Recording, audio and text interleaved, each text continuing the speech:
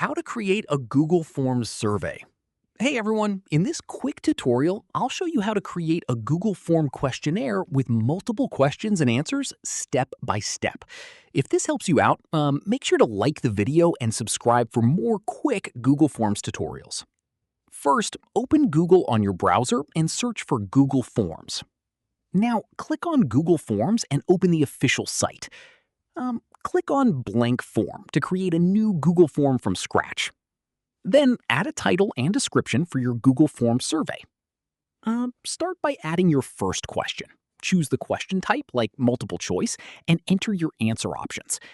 If you still want another option, you can click the plus icon to add more questions with answers like short answer, paragraph, checkboxes, or dropdown. Open the Settings tab to enable or disable collect email addresses based on your survey needs. Then click on Customize Theme to change colors, fonts, or add a header image to your Google form. To check responses, go to the Responses tab, where all answers will be stored.